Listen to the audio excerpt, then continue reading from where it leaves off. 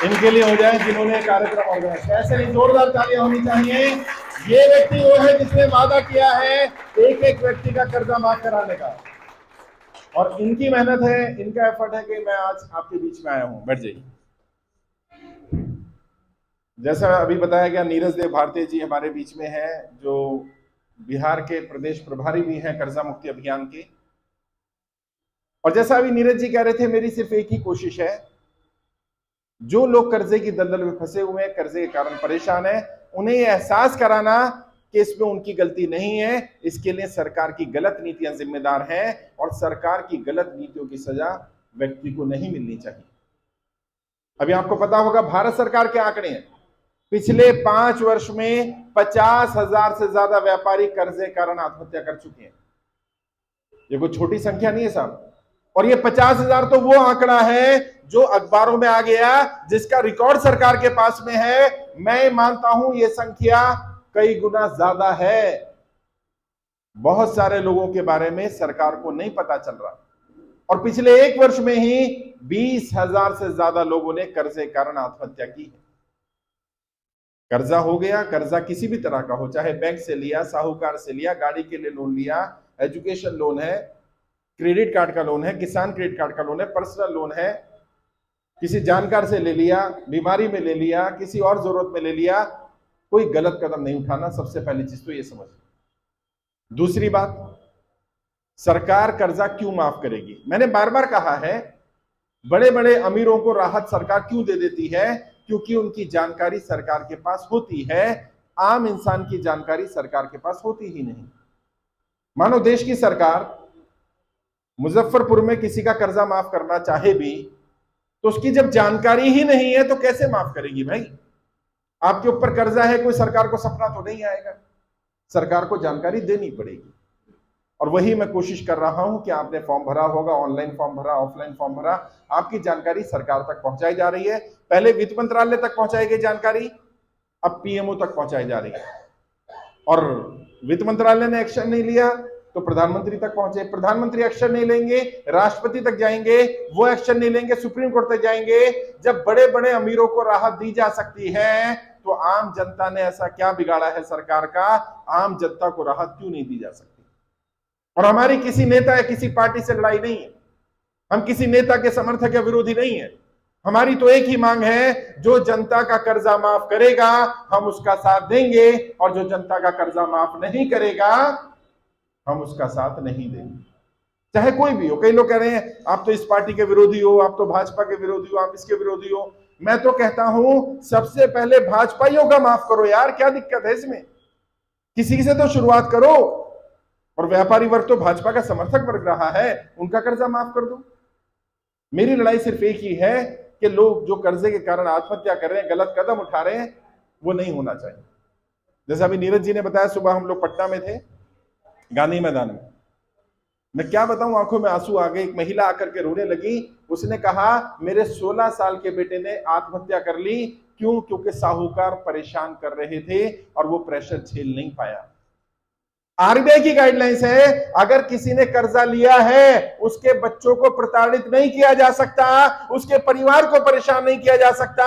और यहां साहूकार किसी की नहीं सुन रहे, ना आरबीआई की गाइडलाइंस सुन रहे, ना भारत सरकार की सुन रहे, उन पर किसी का बस नहीं चल रहा। और हम कर क्या सकते हैं? मैंने बार बार कहा है, एक मां भी अपने बच्चे को तब तक दूध नहीं पिलाती जब तक वो बच्चा रोता नहीं है। दूध पीता बच्चा हो ना, वो मुंह से बोल नहीं सकता उसे खाना चाहिए, जब तक वो रोता नहीं है मां उसे खाना नहीं देती है। और हम सबकी माई बाप सरकार है। सरकार कैसे हमारी सुन लेगी अगर हम सरकार के सामने गिड़गिड़ाएंगे नहीं, अपनी बात रखेंगे? और बहुत सारे लोग ऐसे, कर्जा ऐसी समस्या है कि कहा भी ना जाए और सहा भी ना जाए। बीमारी तो है लेकिन किसी को बता नहीं सकती। लोग क्या कहेंगे, समाज क्या कहेगा, बदनामी हो जाएगी, लोग कहेंगे ये कर्जे में फंस गया। और सच्चाई बताऊं, हर दूसरा व्यक्ति कर्जे में है।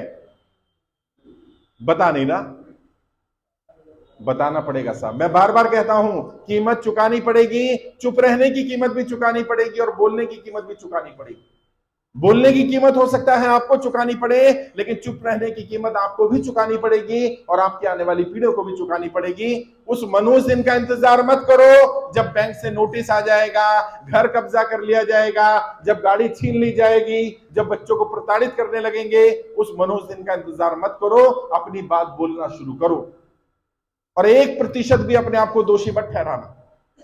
जैसा अभी नीरज जी ने भी कहा और सच्चाई है, ज्यादातर लोगों ने बताया कि सर नोटबंदी के बाद जो कमर टूटी हम उससे उबर नहीं पाए। कई लोगों ने कहा सर नोटबंदी तो झेल गए, लेकिन जो जीएसटी लगाया गया उससे हमारा व्यापार बंद हो गया, हमारी कंपनियों ने हमें निकाल दिया नौकरी से क्योंकि कंपनियों को फायदा नहीं हो रहा था। कई लोगों ने कहा सर नोटबंदी भी झेल गए, जीएसटी भी झेल गए, लेकिन ये जो कोरोना लॉकडाउन लगाया गया, इस लॉकडाउन से हम उबर नहीं पाए। ज्यादातर व्यापारियों की 3 ही समस्याएं सामने आ रही हैं, नोटबंदी, जीएसटी और लॉकडाउन। ना नोटबंदी आपने करी, ना जीएसटी आपने लगाया, ना लॉकडाउन आपने लगाया, इसके लिए आप दोषी कहां से हो गए? अपने आप को दोष देना बंद करो। और अभी तक क्या था? अभी तक हमने कुछ किया कि नहीं किया? एक बढ़िया काम कर दिया। अभी तक व्यक्ति को लग रहा था मैं अकेला कर्जे में हूं। जब वो यहां आया, देखा अरे इतने सारे लोग कर्जे में हैं। अभी कई कई जगह पर पता है कार्यक्रम में 500 हजार लोग आ रहे हैं और सबके सब परेशान हैं। लेकिन कर्जा वैसी बीमारी है ना, कहा भी ना जाए और सहा भी ना जाए, ना सह पा रहा है ना कह पा रहा है, घुट घुट के मरता रहता है अंदर। मैं इसीलिए आया आपके शहर में, आपकी बात सुनने के लिए, आपकी समस्या क्या है और जो भी जिस तरह की भी समस्या है बताना, मैं समाधान भी करूंगा। मेरे पास लीगल टीम है, पूरे इंडिया में वकील है हमारे साथ। आपको कोई नोटिस आया हो, बैंक का नोटिस आया, कोर्ट का नोटिस आया, वकील का नोटिस आया, नोटिस का जवाब कैसे देना है? सुबह भी ऐसा ही हुआ। एक सज्जन आए, कहते साहब नोटिस आता है मैं लेता ही नहीं। ये बहुत बड़ी मूर्खता है जिसने भी तुम्हें सलाह दी कि नोटिस मत लो। क्या होगा?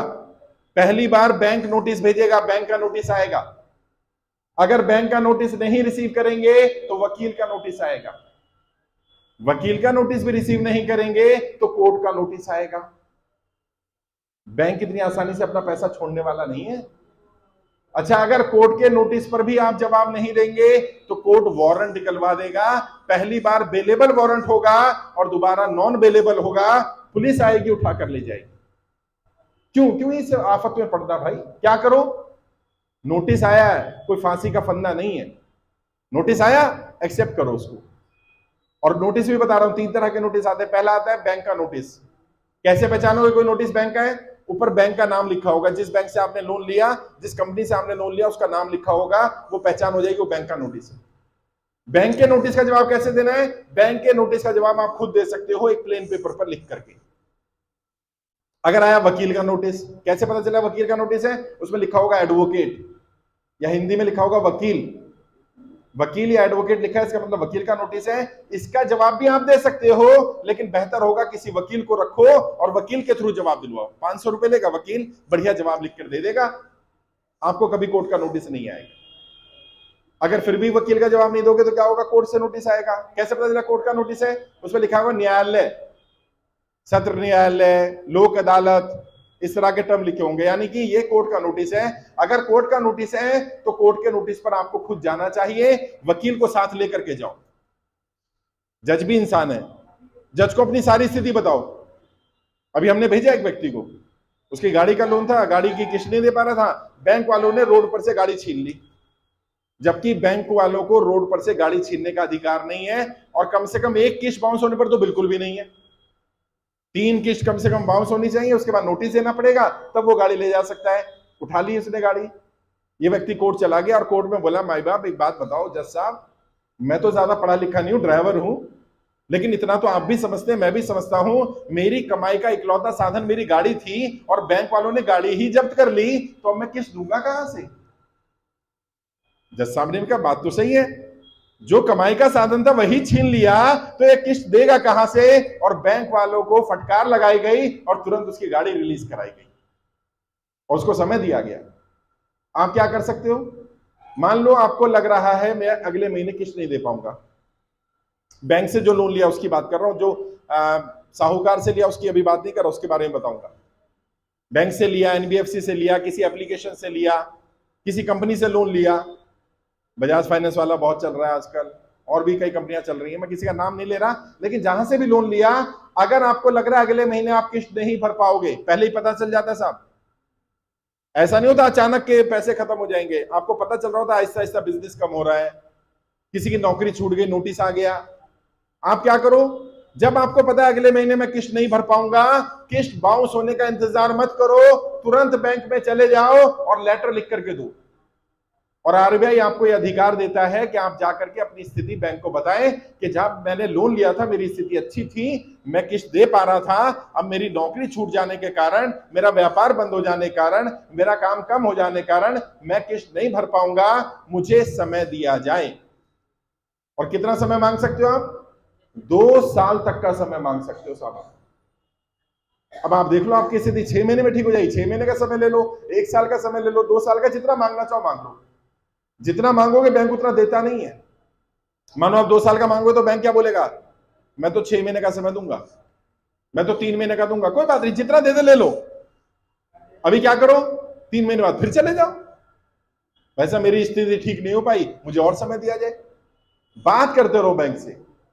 कई लोग कहते हैं हम बैंक में जाते हैं, लेटर नहीं लेता बैंक। कोई बात नहीं, आपके पास फोन है, फोन में वीडियो रिकॉर्ड हो जाती है। बैंक में जब वो लेटर दे रहे हो और वो लेटर नहीं ले रहा, वीडियो रिकॉर्ड करो, बोलो मैं मैनेजर के पास आया हूं, अपनी स्थिति बता रहा हूं, मैनेजर लेटर लेने से मना कर रहा है। सब नौकरी चली जाएगी उसकी, क्योंकि आपकी स्थिति बैंक को पता होना चाहिए, ये आपका भी अधिकार है और बैंक आपकी चिट्ठी लेगा। ये कंज्यूमर के नाते आपके राइट्स हैं, आपके अधिकार हैं। प्रॉब्लम क्या है, हमें अपने अधिकार ही नहीं पता, कोई बता ही नहीं रहा। जब लोन लिया था तब बताने चाहिए थे कि आप क्या क्या कर सकते हो। अभी अदानी का सुना ना आपने, मैंने लाइव आकर के बोला था, आप फेसबुक पर सुनते होंगे मुझे, मैंने लाइव आकर के बताया था 12,000 करोड़ से ज्यादा का लोन अंडरराइट कर दिया गया। अंडरराइट क्या होता है पता है? एसबीआई ने लिखकर दे दिया कि अदानी जी पर हमें भरोसा है, जब उनके पास पैसे होंगे वो दे देंगे, उन पर कोई पेनल्टी ना लगाई जाए। हम भी तो यही कह रहे हैं भैया, हम पर भी भरोसा कर लो। हम भी तो यही कह रहे हैं कि हम पर कोई पेनल्टी मत लगाओ, हमसे कोई सरचार्ज मत लो। क्या सिर्फ अदानी के लिए अलग कानून, हमारे लिए अलग कानून? ऐसा नहीं चलेगा साहब। आप क्या करो, अब बैंक में जब चिट्ठी लिखोगे तो उसमें लिखना ये वाली बात कि मैं चाहता हूं मेरा लोन 2 साल के लिए अंडरराइट कर दिया जाए, जैसे गौतम अदानी जी का 12,000 करोड़ रुपए किया गया। मेरा तो 12,000 करोड़ नहीं है, 10 लाख का है, मेरा तो छोटा सा कर दो। और उसमें एक लाइन और लिख देना, क्या? अगर 15 दिन में बैंक ने जवाब नहीं दिया तो मैं मान लूंगा कि मेरी अर्जी स्वीकार कर ली है। ध्यान से समझो मैं क्या बता रहा हूं तुम्हें। अगर 15 दिन में बैंक ने जवाब नहीं दिया तो मैं मान लूंगा कि मेरी अर्जी स्वीकार कर ली है। अब क्या होगा? अब बैंक को 15 दिन में जवाब देना पड़ेगा। या तो लिखेगा हां स्वीकार कर ली, या लिखेगा नहीं स्वीकार करी। अगर लिखता है नहीं स्वीकार करी तो कारण देना पड़ेगा क्यों नहीं स्वीकार करी। और फिर तुम कोर्ट जा सकते हो कि अदानी की तो स्वीकार कर ली, वो दामाद लगता है तुम्हारा, हमारी क्यों नहीं स्वीकार कर रहे। असल में तुम्हारे घर पर, तुम्हारी गाड़ी पर, तुम्हारी कमाई पर निगाह है। ये एक जाल है कि किस तरह से तुम्हारी गाड़ी छीनी जाए, तुम्हारा घर छीना जाए, और क्योंकि तुम्हें अपने अधिकार नहीं पता इसलिए तुम डर जाते हो। इंसान को क्या लगता है, मैंने पैसा लिया हुआ है यार, गलती तो मेरी है, मैं नहीं चुका पा रहा। तो नहीं, गलती उस माहौल की है जो आज माहौल बन गया कि कमाई के साधन नहीं बचे लोगों के पास। ऐसा नहीं है लोग पहले लोन नहीं लेते थे, पहले भी लेते थे, चुका देते थे और ले लेते थे, चलता रहता था। अभी कमाई रही नहीं, और उसके लिए आप जिम्मेदार नहीं हो, आप अपने आप को दोषी मत ठहराओ। फिर भी बैंक अगर आपकी नहीं सुनता, मैंने कहा वीडियो बनाओ और वीडियो ला करके हमारी टीम के किसी लीडर को दे दो, हम कार्रवाई करेंगे। मैं जिम्मेदारी ले रहा हूं, मैं कार्रवाई कराऊंगा उस पर। अगर कोई गाली गलौज करता है, मिसबिहेव करता है, कुछ नहीं, वीडियो बना लो, कुछ नहीं बोलना, आपने गाली गलौज नहीं करनी, रिकॉर्ड करके दो तो सही। भाई साहब नौकरी चली जाएगी, क्योंकि उनको जब नौकरी दी जाती है, चाहे वो प्राइवेट बैंक वाला हो या सरकारी वाला हो, उससे साइन करवाया जाता है आप किसी कस्टमर के साथ मिसबिहेव नहीं करेंगे, और मिसबिहेव करना ही आधार हो सकता है आपको नौकरी से हटाने का। प्रॉब्लम क्या है, तुम्हारे पास सबूत ही नहीं है। तुम आज मुझसे बोल रहे हो ये करा वो करा, मैं कहूंगा सबूत दो। कल कोर्ट जाएंगे, जज साहब क्या बोलेंगे, आपके साथ गाली गलौज करी, सबूत दिखाओ। आपके साथ सबूत नहीं है, वैसे तो आप मुझ पे आरोप लगा दो सर ने गाली दिए, झूठा आरोप तो कोई भी लगा सकता है, सबूत होना चाहिए सर। हम जहां भी जाते हैं, कार्यक्रम करते हैं, हम रिकॉर्डिंग करते हैं, क्यों करते हैं? ताकि कोई ये ना कह दे कि गलत बात बोल दी गई है, हमारे पास प्रूफ है हमने क्या बोला है। अपनी बात को मजबूत रखो और थोड़ी बहुत कानून की जानकारी लो। जब तुमसे लोन के पेपर साइन कराए जाते हैं ना, उसमें बहुत सारे पेपर ऐसे भी साइन करा लिए जाते हैं जो जरूरी नहीं होते। जैसे आपने घर का लोन लिया, 50 लाख रुपए का लोन लिया, घर की प्रॉपर्टी है या लोन अगेंस्ट प्रॉपर्टी लिया, उसकी वैल्यू है 1 करोड़ रुपए की या 80 लाख रुपए की। पेपर साइन करा लिए। एक पेपर पता कौन सा साइन करा लेते हैं कि अगर मैं किस्त नहीं भर पाता हूं तो मेरा घर बैंक बेच सकता है, मुझे कोई ऑब्जेक्शन नहीं है, साइन करा लें। अब आप फंस गए, आपने अपने हाथ पहले काट रखे हैं। इसलिए बैंक क्या करता है, बैंक आपको नोटिस देता रहता है, नोटिस देता रहता है, अपनी फाइल मोटी करता रहता है, फिर बाद में कोर्ट चलाता है, देखो जी इतने नोटिस दिए हमने और इन्होंने तो पहले लिखा था अगर मैं किस्त ना भर पाऊं तो मेरा घर ले लेना, हम घर कब्जा कर रहे हैं। तो पेपर जब साइन करो तो चेक कर लो क्या क्या कौन से पेपर साइन करा रहे हैं। आरबीआई की गाइडलाइंस है, जब आप अपना लोन लेते हैं आपके लोन का इंश्योरेंस होना चाहिए, यदि व्यक्ति को कुछ हो जाए तो उसके बच्चों को लोन ना भरना पड़े। और ये तो इंसानियत के भी नाते यार, अगर कोई व्यक्ति एक्सपायर कर गया, मानो कोरोना में इतने लोग एक्सपायर कर गए। अभी मैं गया महाराष्ट्र में, पुणे में, छोटे छोटे बच्चे साहब 5-6 साल की उम्र के, हस्बैंड एक्सपायर कर गए, वाइफ कुछ कमाती नहीं है, बैंक ने घर सील कर दिया, बच्चों को घर से निकाल दिया। अब बताओ, सर से माता पिता का साया भी चला गया और बैंक ने सर से छत भी छीन ली, अब ये बच्चे कहां जाएंगे बेचारे। और मैं आपसे पूछना चाहता हूं, क्या ऐसे लोग जो एक्सपायर कर गए, क्या उनका लोन माफ होना चाहिए कि नहीं होना चाहिए? ऐसे नहीं, आवाज आनी चाहिए, होना चाहिए कि नहीं होना चाहिए?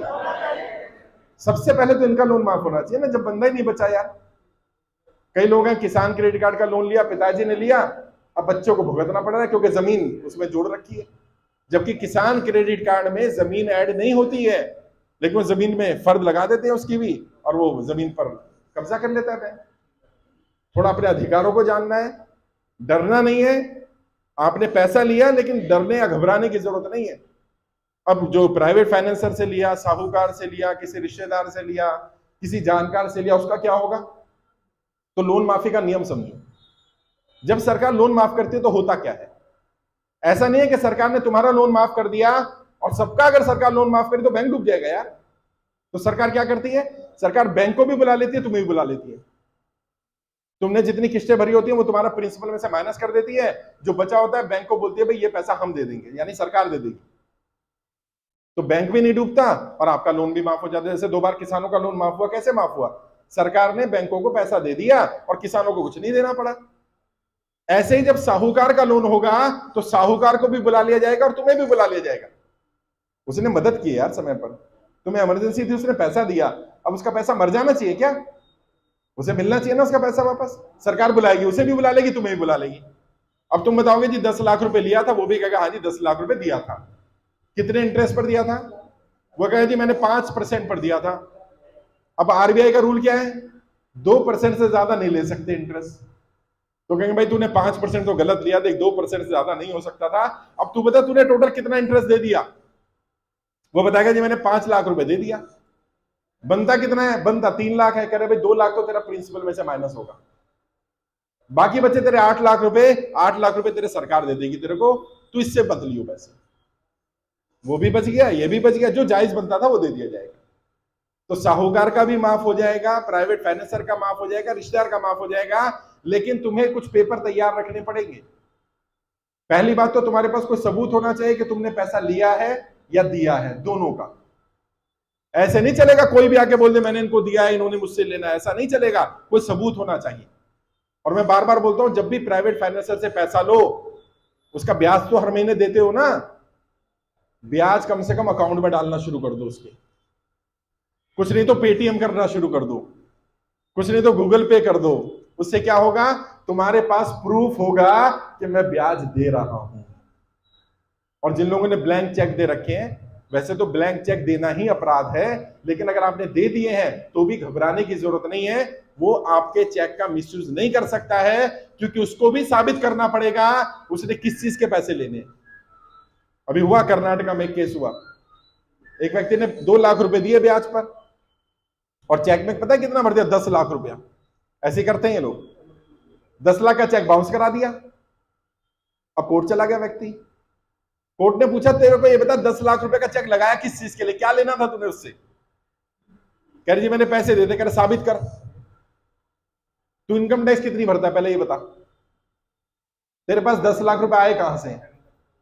देने का सबूत क्या है? कहता मैंने कैश दे दे। कह रहे कैश देना तो अपराध है, तूने कैश कैसे दे दिया? और जब जज साहब के सामने बात आई तो बात खुल करके आ गई कि 2 लाख रुपए ही थे, इसने झूठा केस किया है, तो उसका जो वकील का खर्चा था वो भी साहूकार को देना पड़ा, पेनल्टी भी लगी, और जज ने कहा कि इसका सारा पैसा माफ होता है क्योंकि तूने झूठा केस किया। तो घबराना नहीं है बिल्कुल भी, क्योंकि तुम डरते हो इसलिए ही तुम्हें डराया जा रहा है। तुम डरना बंद कर दोगे, तुम्हें डराना बंद कर दिया जाएगा। डरना बंद करो पहले तो, बैंक वालों से डरना बंद करो, रिकवरी वालों से डरना बंद करो, और जो रिकवरी एजेंट आते हैं उन्हें भी पहचानना शुरू करो। 90% से ज्यादा रिकवरी एजेंट नकली हैं। जो तुम्हें फोन कॉल करते हैं ना, मैं बैंक से बोल रहा हूं, यहां से बोल रहा हूं, वहां से बोल रहा हूं, वो सब फ्रॉड है। कोई बैंक से नहीं बोल रहा होता। बैंकों ने अलग अलग कंपनियों को काम दे रखा होता है, ठेका दे रखा होता है रिकवरी एजेंसी को। तो अगर कोई फोन करे मैं बैंक से बोल रहा हूं, उसको बोलना भैया मेरे नंबर पर अपना आई कार्ड व्हाट्सएप कर दे जरा, सीधा। हो गया मैं इस बैंक से बोल रहा हूं, कह रहा बैंक का आई कार्ड भेज पहले तो तू। वो बैंक का आई कार्ड भेज ही नहीं सकता क्योंकि बैंक का एम्प्लॉय नहीं है वो कहेगा मैं तो जी कंपनी से बोल रहा। अच्छा कंपनी का भेज दे, आई कार्ड भेज दे। तो क्या मांगना है? अपना डीआरए का सर्टिफिकेट भेज। ये डीआरए का सर्टिफिकेट क्या होता है? डेप्ट रिकवरी एजेंट का एक सर्टिफिकेट होता है। आपको कॉल करने के लिए, आपके घर आने के लिए, आपसे पैसा लेने के लिए उसे वो सर्टिफिकेट करना जरूरी होता है। और उसमें सिखाया जाता है गाली गलौज नहीं कर सकते, बदतमीजी नहीं कर सकते, सुबह 7 बजे से पहले किसी को फोन नहीं कर सकते, शाम को 7 बजे बाद किसी घर नहीं जा सकते, उसके बीवी बच्चों को परेशान नहीं कर सकते, उसके रिश्तेदारों को नहीं बता सकते। ये सब लिखा होता है। जिसने वो कोर्स करा होगा वही डेप्ट रिकवरी एजेंट बन सकता है, अदरवाइज एजेंट नकली है वो। 90% एजेंट के पास सर्टिफिकेट नहीं है। अगर सर्टिफिकेट नहीं है तो कुछ नहीं करना, बोलना मैं पुलिस को बुला रहा हूं, अभी तुझे अरेस्ट करवाता हूं। तुरंत भाग जाएगा, तुरंत अगले 1 मिनट में भाग जाएगा क्योंकि वो खुद नकली है।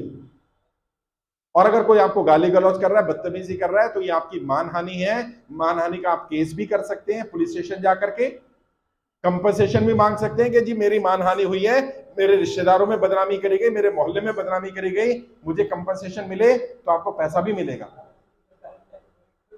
आपको अपने ये अधिकार पता होने चाहिए। करे ना करे आपकी मर्जी, केस करना चाहे करे ना करे, लेकिन कम से कम कोई आपको दबा नहीं पाएगा, डरा नहीं पाएगा। आज हम कोशिश करेंगे, जो लोग यहाँ आए हुए हैं, जिन लोगों ने फॉर्म भरा हुआ है, उनका रजिस्ट्रेशन नंबर भी दूंगा, और कोशिश करेंगे आपका एक व्हाट्सएप ग्रुप बना दें ताकि आपके पड़ोसी अड़ोसी को कोई दिक्कत आ जाए। देखो मैं तो नहीं जा सकता हर जगह, तुम लोग तो एक दूसरे की मदद कर सकते हो ना यार।